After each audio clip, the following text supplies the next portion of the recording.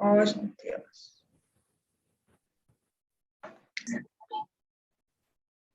Buenas noches, nosotros somos el grupo 2 y vamos a estar hablando sobre las generalidades de la célula y el citoplasma. El grupo está conformado por Alicet Campuzano, Yaroli Nicole Brito, Sumairi Guevara y su servidora Natalie Rochet Díaz. Antes que nada, le voy a dar una pequeña introducción de lo que es la célula.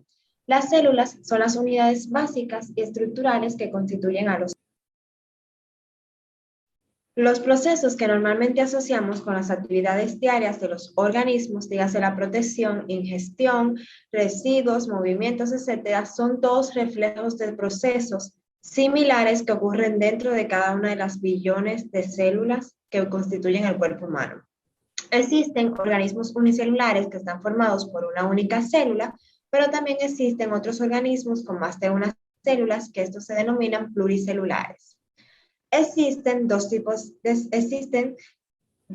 células que son las procariotas, que son sin núcleos, y las eucariotas, que son con núcleos. La célula se puede dividir en dos compartimientos principales, que son el citoplasma y el núcleo. Lo voy a dejar con mi compañera para que pueda seguir con la exposición.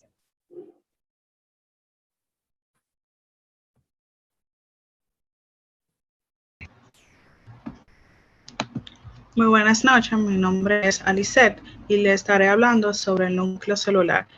El núcleo celular es una estructura membranosa que se encuentra normalmente en el centro de las células eucariotas. Contiene la mayor parte del material genético. Célula organizada en varias moléculas extraordinariamente largas y lineales de ADN, con una gran variedad de proteínas, como las histonas, lo cual conforman lo que llamamos cromosomas.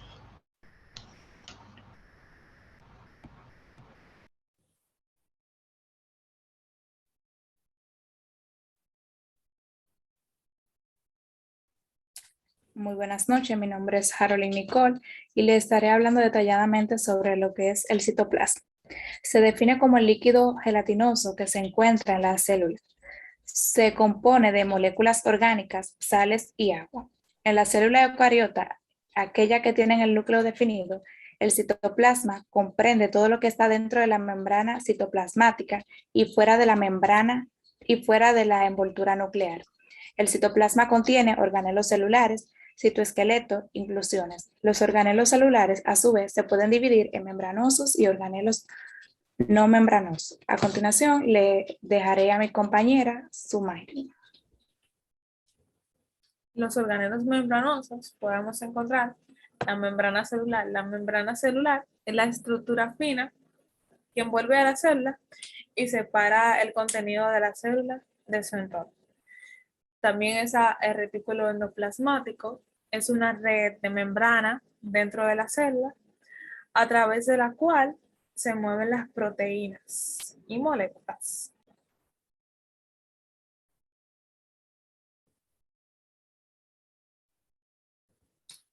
También está el retículo endoplasmático liso. En general, su función es producir proteínas para que el resto de la célula pueda funcionar. También se encuentra el aparato de Golgi, que es un organulo celular que ayuda en la fabricación de las proteínas y lípidos.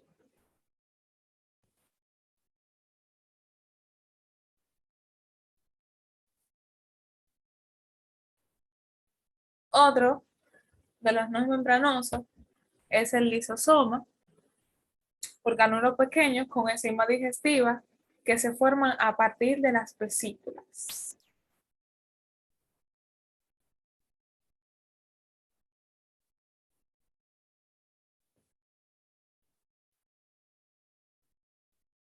También tenemos a la mitocondria, organulo que proporciona la mayor parte de la energía a la célula.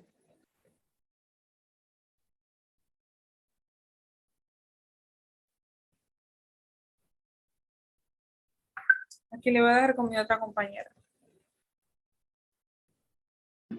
Buenas noches, mi nombre es Natalie Rochet Díaz y le voy a estar hablando sobre la señalización celular, el transporte a través de la membrana y el transporte vesicular y los endosomas y los lisosomas.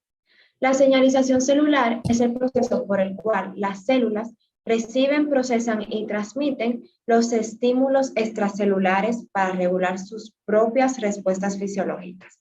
En ella, una célula puede recibir muchas señales diferentes al mismo tiempo y necesita integrar toda esta en un plan de acción unificado. Los procesos de señalización son importantes tanto para el crecimiento y el funcionamiento normal de las células. Aunque este a menudo participa en la regulación de expresión de genes, la exocitosis, que es el proceso por el cual las células liberan moléculas grandes que son utilizadas por otras células o por el cuerpo en diferentes procesos biológicos, la endocitosis, que es el proceso anterior a la exocitosis, que es por el cual las células incorporan dentro de ellas moléculas grandes o pequeñas que son recubiertas por una membrana vesicular. También esta ayuda al movimiento y la contracción y relajación celular. Los procesos de señalización usan vías de transducción de señales, que son mecanismos mediante los cuales las células responden al ambiente externo. Estas están inducidas normalmente por moléculas señalizadoras externas, o mejor conocidas como mensajeros primarios, y por los receptores. Las mayorías de las moléculas son sustancias químicas, entre ellas podemos encontrar lo que son hormonas, lo que son neurotransmisores y factores de crecimiento. Estas lo que se encargan es de difundir la señal a través de la célula y entre estas. Y para ellos buscan un blanco que reciba la señal y se una a ella. Aquí entran los que son los receptores, que son proteínas específicas. El transporte de la membrana. Las sustancias que ingresan o dejan la célula deben atravesar lo que es la membrana plasmática. Numerosas moléculas pueden atravesar sin dificultad la membrana, pero hay otras a las que por su composición no le es fácil hacer. El transporte de las sustancias a través de la membrana se realiza por movimientos de entrada y de salida de moléculas. La importancia de estos movimientos radica en que permiten eliminar tanto los desechos e ingresar los nutrientes para su concreto y buen funcionamiento de las células. Este tipo de transporte de membrana se divide en dos, que son los transportes activos, que tienen dos rutas, que son la difusión simple y difusión facilitada. El transporte activo lo que hace es que requiere de energía para llevar a cabo, ya que se trata de un movimiento que va en contra del gradiente de concentración, es decir, de un lugar de menor concentración a uno mayor, y se lleva a cabo mediante bombas. Un claro ejemplo es la bomba que transporta sodio y potasio. Y el transporte pasivo lleva sustancias de una zona de mayor concentración a menor concentración, a la cual se le denomina a favor de la gradiente de concentración. Esto se trata de un proceso en el que no hay gasto de energía. En la difusión simple, las moléculas atraviesan la membrana dirigiéndose al sitio donde existe menor concentración. Esto es gracias a que son de tamaños pequeños y tienen la misma propiedad que la membrana. En la difusión facilitada ya intervienen proteínas que se encuentran en la superficie de la membrana, que al hacer contacto con las moléculas se le unen y permiten su entrada. El transporte vesicular. Antes que todo voy a decirles lo que es las vesículas. Son organelos que forman un compartimento separado del citoplasma por una membrana. La función de la vesícula es almacenar, transportar y digerir productos y residuos celulares. Son una herramienta fundamental de la célula para la organización del metabolismo. El transporte vesicular, como su nombre lo indica, es el proceso de transporte que involucra las vesículas y se forman a partir de la membrana celular o se fusionan con ella. Algunas de estas sustancias ingresan y dejan las células mediante ese transporte. Este utiliza un mecanismo principal por el cual las moléculas ingresan, abandonan y se desplazan dentro de la célula. Esta se denomina rotación vesicular. El transporte vesicular se clasifica en endocitosis, que como ya había explicado, es el término general para los procesos de transporte vesicular en los cuales la sustancia ingresa a la célula. En general, la endocitosis controla la composición de la membrana plasmática y la respuesta celular. Y también está lo que es la endocitosis, que es el término general para los procesos de transporte vesicular en los cuales la sustancia abandona la célula. Los endosomas. Se pueden considerar como organelos citoplasmáticos o estructuras transitorias formadas como resultado de la endocitosis. La función que cumplen estas vesículas están destinadas principalmente al reciclaje, tanto a la célula como de vesículas o lisosomas.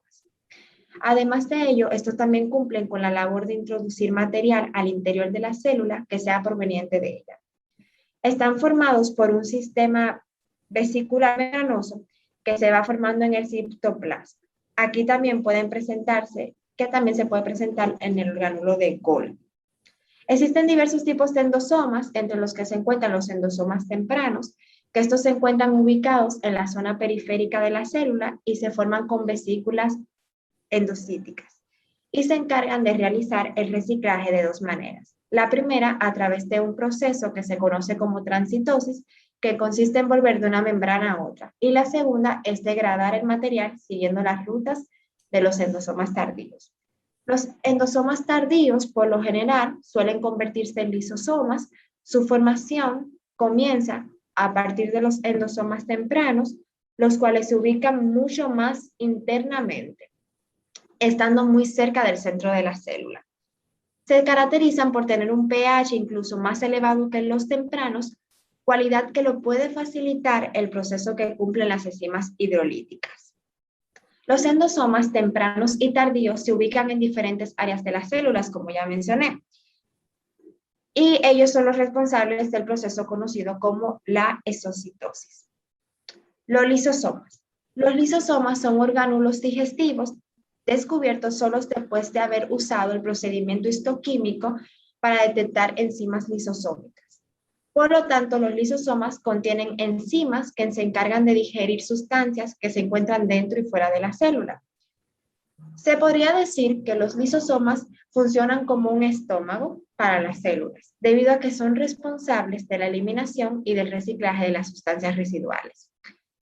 Los lisosomas tienen una composición muy ácida con un pH de 5,0, por lo que están rodeadas por una membrana que los protege de contacto con el resto de la célula y que también almacenan las enzimas digestivas, los cuales requieren de este ambiente ácido con un pH bajo, y esas enzimas suelen recibir el nombre de enzimas hidrolíticas. Los lisosomas están compuestos por diferentes tipos de enzimas que se encargan de digerir distintos tipos de sustancias. Entre ellas se encuentran las lipasas, que se encargan de digerir sustancias líquidas, la glucosidasa, que se encarga de descomponer y digerir los carbohidratos, la proteasa, que se encarga de digerir las proteínas, las nucleasas, que se encargan de degradar los ácidos nucleicos, entre otras. Las voy a dejar con mi compañera.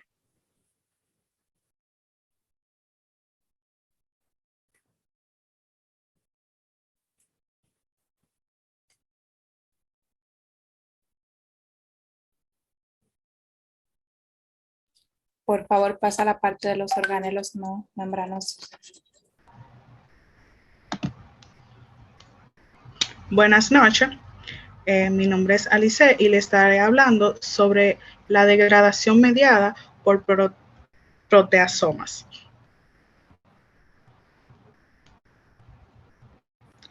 Este es el mecanismo lisosómico de degradación proteica. Las células tienen la capacidad de destruir proteínas sin la participación de los lisosomas. Tal proceso ocurre dentro de grandes complejos proteicos citoplasmáticos o nucleares, denominados proteasomas. Las células utilizan la degradación mediada por proteasoma para destruir proteínas anómalas que están mal plegadas o de naturalización o que contienen aminoácidos anómalos. Este mecanismo también degrada proteínas reguladoras normales de vida corta que necesitan ser inactivadas y degradadas con rapidez, como la ciclina, mitóticas que regulan progresión del ciclo celular.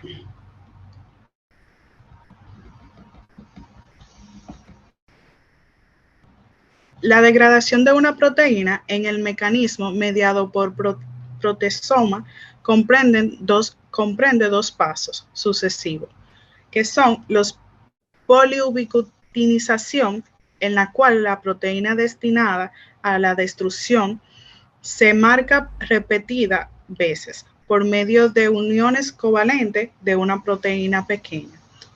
El segundo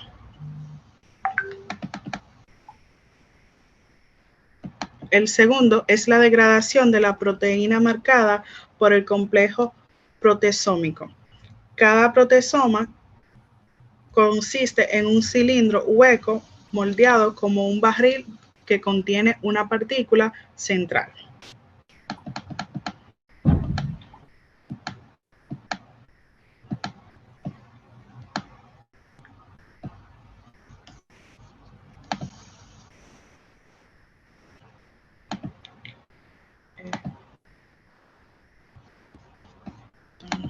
Dame un segundo.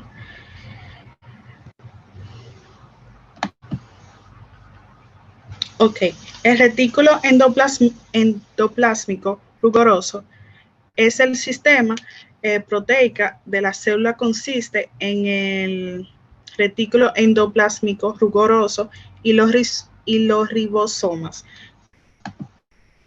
también llamado retículo endoplasmático granular o endoplasma.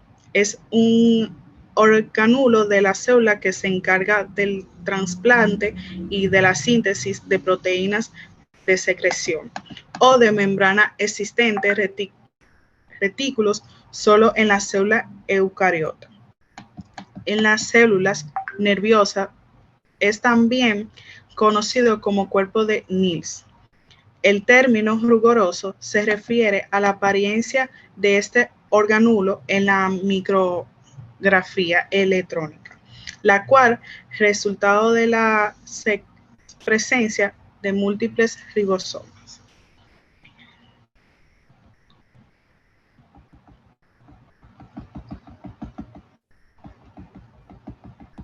El retículo endoplásmico liso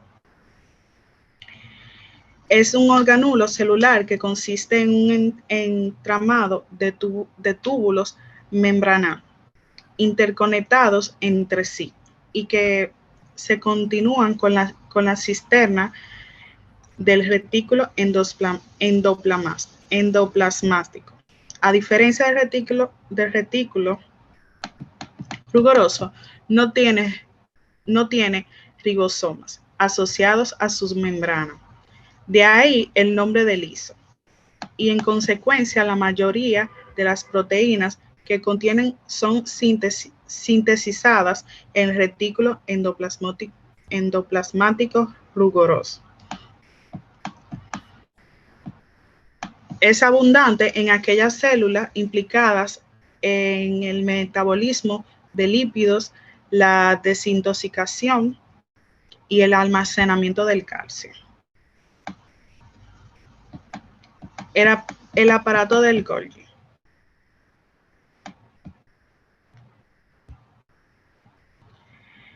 El aparato del Golgi está bien desarrollado en las células cretonas y no se tiñen con hematocilina o eosina. El aparato de Golgi participa en la modificación posttraduccional, en la clasificación y en la envasada de las proteínas. 4 mecanismos principales de secreción proteica desde el aparato del Golgi las proteínas hacia los diversos destinos celulares. La clasificación y el envasado de las proteínas en vesículas de transporte ocurre en la red de trans-Golgi.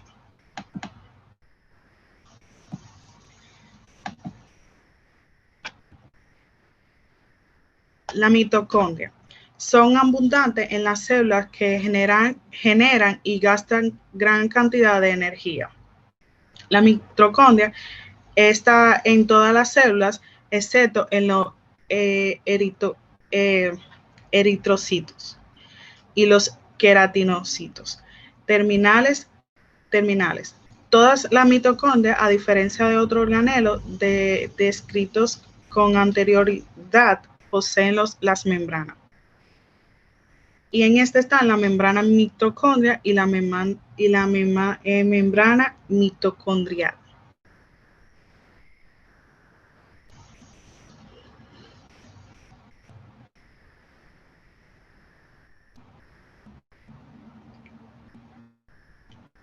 Y por último, el peroxisomas son organulos limitados por membrana que contienen enzimas oxidativas. Que pase mi siguiente compañera. Saludos, mi nombre es Harold Nicole Brito, como le había mencionado anteriormente, y yo le estaré hablando sobre los organelos no membranosos. Los organelos no membranosos podemos encontrar los microtúbulos, los filamentos, los centriolos y los ribosomas. Los microtúbulos son tubos huecos y rígidos y alargados, de un diámetro de 20 a 25, compuesto por tubulina A y tubulina B. Esos son los principales compuestos del citoesqueleto. Pueden encontrarse dispersos en todo el citoplasma o bien formar estructura estable como el ciclo, los flagelos y los centriolos. Quiero recalcar que la proteína de los microtúbulos se llama tubulina. La estructura de los microtúbulos es que la molécula de la tubulina es un diámetro que consta de dos proteínas globulares, alfa-tubulina y beta-tubulina. Los diámetros forman un portafilamento que consta de 13 microfilamentos. Tiene un anillo de A menos y un anillo de B tubulina extremo más. También le estaré hablando sobre los centriolos, que son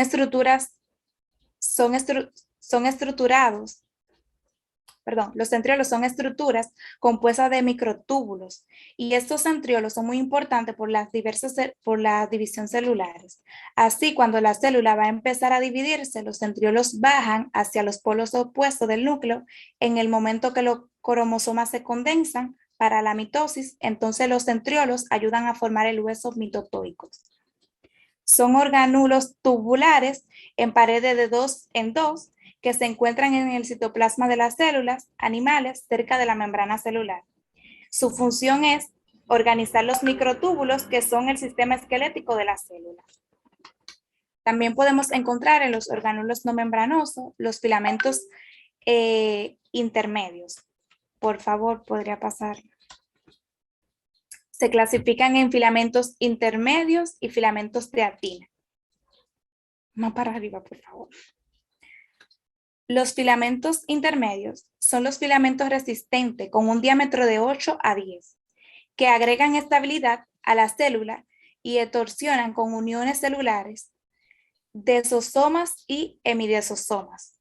Los filamentos intermedios se forman a partir de las subunidades de filamentos intermedios muy variables y no polares que incluyen queratinas encontradas en las células epiteliales. Los filamentos de actina son microfilamentos, o sea, esos son más cortos y más flexibles que los microtúbulos.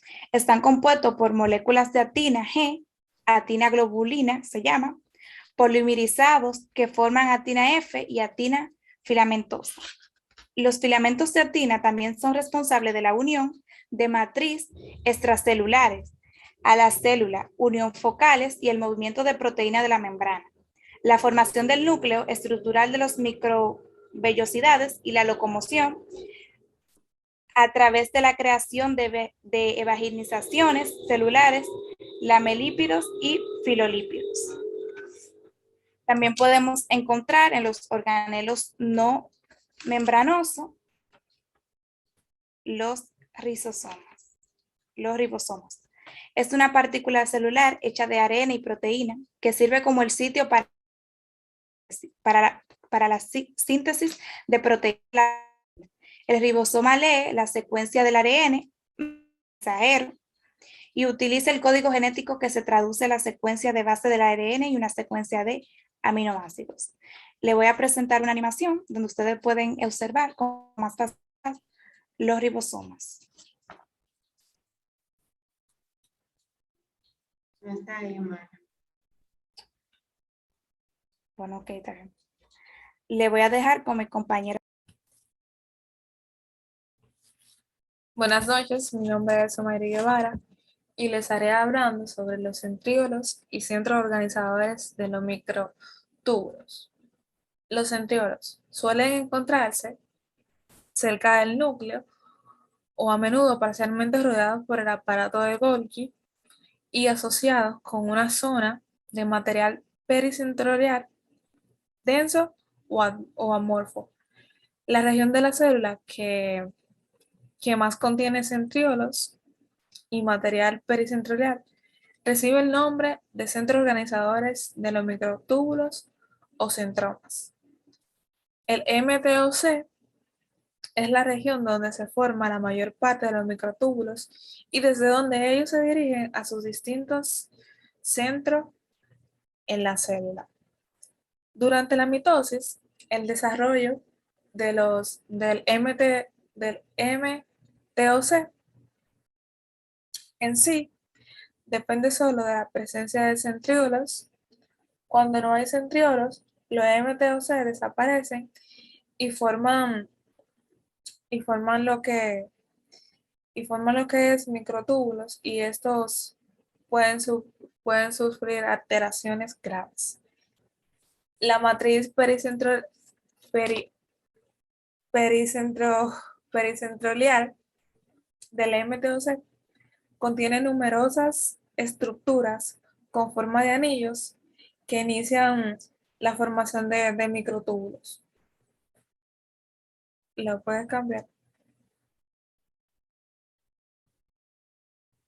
Los centriolos proporcionan cuerpos basales para los cilios y los flagelos y alinean el uso durante la división celular. Las funciones más conocidas de los centriolos pueden organizarse en dos grandes grupos. El primero es la formación de cuerpos basales. Esta es una de las funciones más importantes de los centriolos, y también son necesarias para el armado de los cilios y de los flagelos. Los cuerpos basales se originan en la formación de novos, con los centriolos ay Dios santo.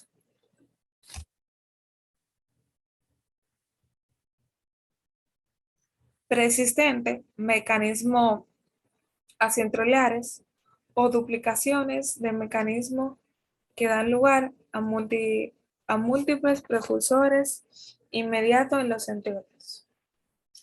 La formación del uso es el segundo, del uso mitótico durante la mitosis. La posición de los centriolos determina también la ubicación de los polos del uso mitótico, y los centriolos también son necesarios para la formación de un MTOC completamente funcional que da lugar a los microtúbulos asociados al uso. Por ejemplo, los microtúbulos astrales. También le voy a hablar sobre los cuerpos basales.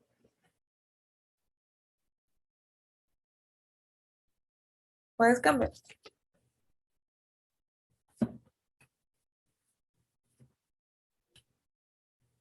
Ahí está ya. Los cuerpos basales. Los centriolos y los cuerpos basales son estructuras formadas por los microtúbulos que están presentes en gran parte de las células. la matriz citoplasmática,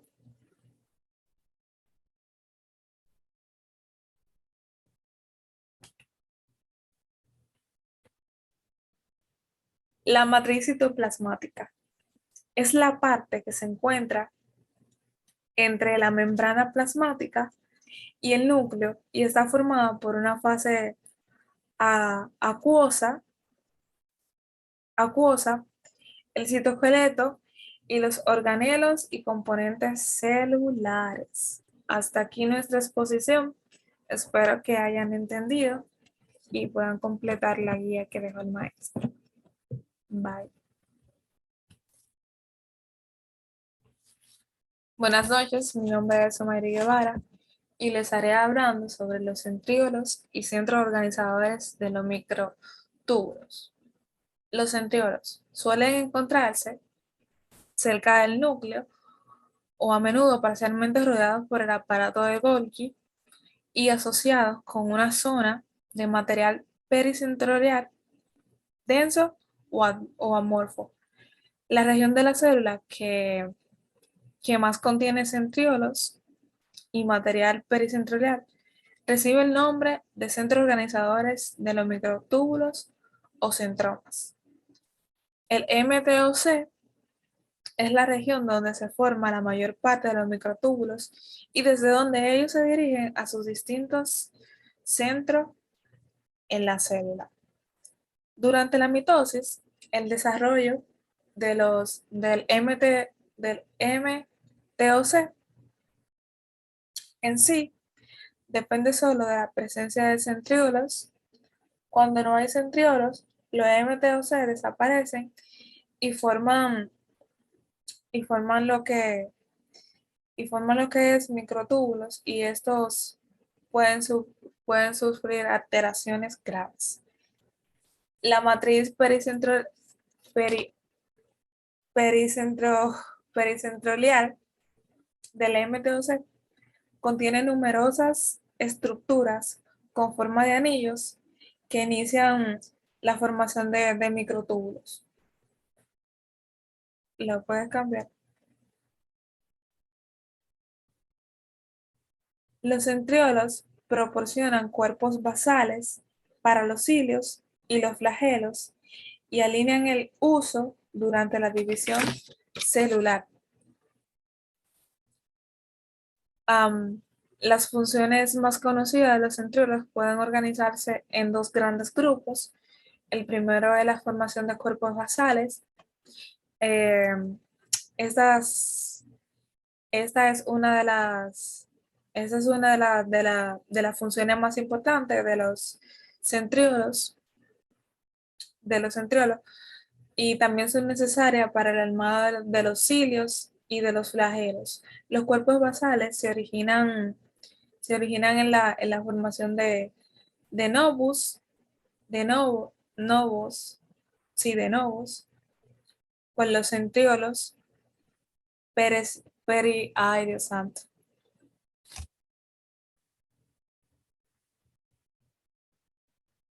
Preexistente, mecanismo acentrolares o duplicaciones de mecanismo que dan lugar a múltiples precursores inmediatos en los centriolos.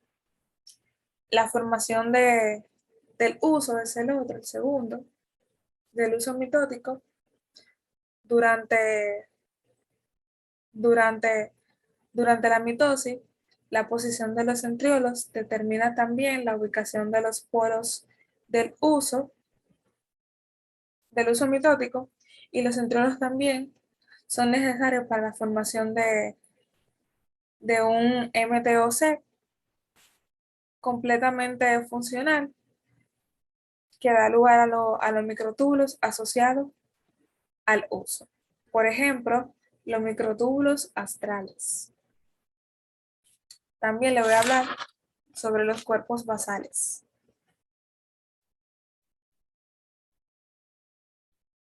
¿Puedes cambiar?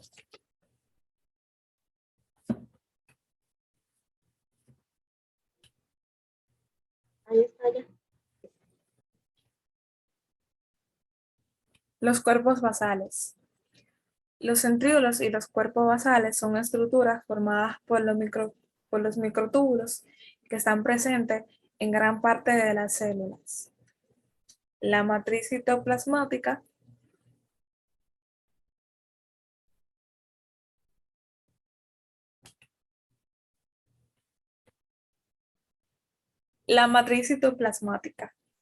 es la parte que se encuentra entre la membrana plasmática y el núcleo y está formada por una fase acuosa,